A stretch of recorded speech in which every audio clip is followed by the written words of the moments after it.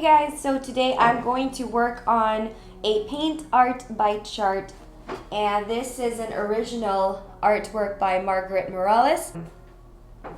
So it's a beautiful romantic image, and we're going to attempt to recreate Margaret Morales' masterpiece by following the codes on the canvas and recreating it,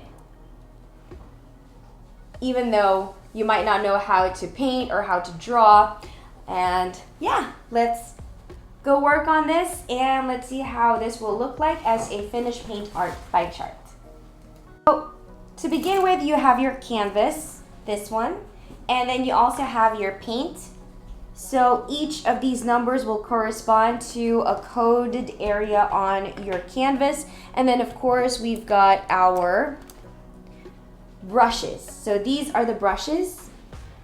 And then we've got a jar with some water in it. So pretty much I just use an old Tostitos jar because it's got a very solid surface, and so it makes it easier for me to not accidentally knock it off the table. So that works for me. So you can use any other type of cups, like plastic cups or glass cups, so long as it's something that you're comfortable with and something that you know you won't get to knock off the table easily. That way you don't spill it all over your project. So first and foremost, we have to make sure that the tips of these brushes don't have these excess brushes on it. So as you can see, I don't know if you see it on this one, but there's like an extra strand, and we don't want that because that will look like areas that you're going to be coloring on the canvas that shouldn't be on there. It's going to leak the ink. So we need to cut that out. So first, we have to make sure that this is even. Let's cut that out.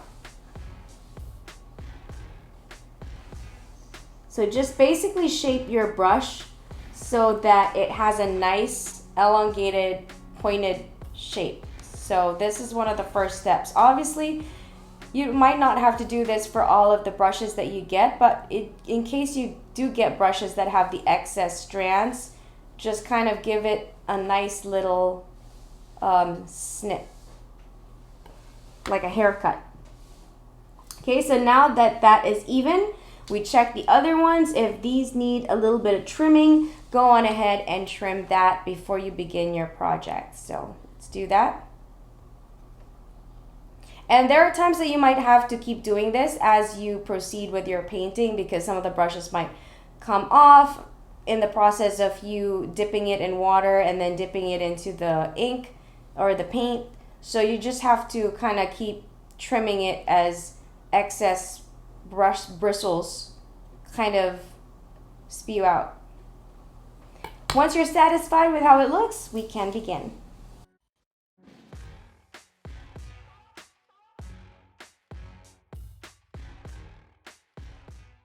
So I'll be continuing painting Hades and Persephone. I've completed this portion of her hair together with the flowers. So I will leave her skin, especially her face, for last, together with Hades' face as well. So now I'm going to move on to painting her dress. And what I like to do, because I am right-handed, is I normally would move from left to right. So if you are left-handed, you might move in the opposite direction from right to left. So it's always best to paint in that direction as well. That way, when I finish painting this section, for example, I don't have to put my hand over here any longer. So I'm just painting in this direction. Does that make sense? From the bottom going up, and then this next section going up, this next section going up, this next section going up. And since I'm working in sections, by the time I work on this part of the painting, which is part of Hades' hair as well as the background, this part of her hair is already dry and this part is already dry. So it leaves enough time for the other areas to dry up first before I proceed with it, because otherwise you'll have all the paint stuck on this side of your fingers, on your hand, and you could also potentially basically put in paint on areas that you shouldn't be putting paint in, because you're blotting the wet paint onto another section of the canvas. So hopefully that helps you guys. Let me know if you've tried it and it works for you. Let me know.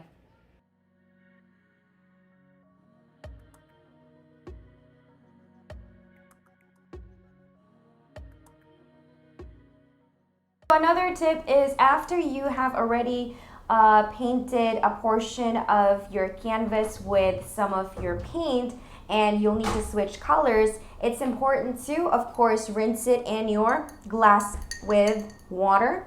And after you do that, you're going to have some excess water. So make sure you have some blotting paper or cloth to just remove the excess water, because if you don't remove the excess water, once you dip your brush onto your tub of paint, it's going to dilute the ink, and the paint is going to look very watery. It's going to look more like watercolor as opposed to acrylic, and so it'll be difficult to cover the areas that has the number printed on the canvas. So we don't want to dilute the ink or the paint. We want to use it straight from the tub, the mini tubs that they come in. The water is just used to clean out your brush so that you don't mix the paint together when you're dipping it in a new color.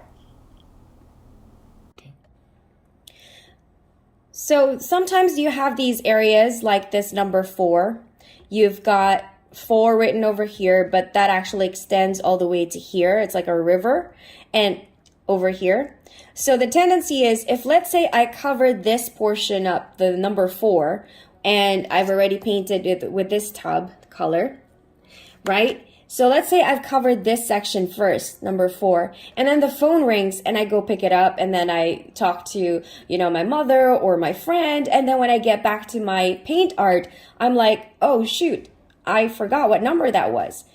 So you do have a map that you're provided with, a paper map, so that you can just check that map for the code. But if you don't want to keep doing that, all you have to do is simply get that tub that is the match of that code. So this is the color for 4. Instead of coloring it section by section, I'm just going to dab that same color along the areas that will be colored 4. This way, it's easy for me to remember that that is still part of that code number 4. So even if I get up and leave, I know that this section is the same color as this section, which is for the code 4.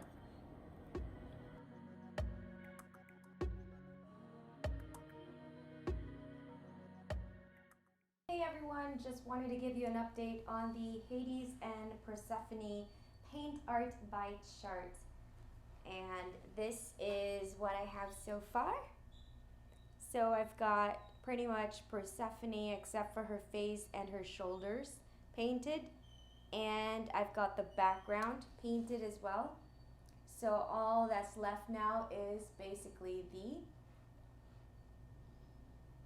full image of Hades that will be painted. So it would be using a lot of the white, grays, and black color, pretty much these colors. As you know, this image has Persephone in full color and Hades is more like in black and white. So pretty excited to see this completed. Hey guys, so I am working on Hades and Persephone, and as what I have recommended previously, I start from the left moving up to the right. So I first did her hair, and then after that I started with this section moving up from the left, going up, and then towards the right in a similar direction, because I am right-handed. So if I'm holding the brush, then it gives me enough time to let these areas dry before I proceed with this next section, and vice versa. So I basically worked in this direction. This way you can avoid having paint on this part of your hand, and also basically blotting some of the wet paint onto areas that you've already dried let dry, because if you start from this section, for example, and then I start moving this way, then that means I'm resting my hand on the areas that's still wet on the canvas, and we don't want that, as it will tarnish what you've already completed and you'll have to redo it, which you can, but you'll still have to redo it, which is extra time. So if you want to be able to do it without having to redo so many areas, then that's one way to do it.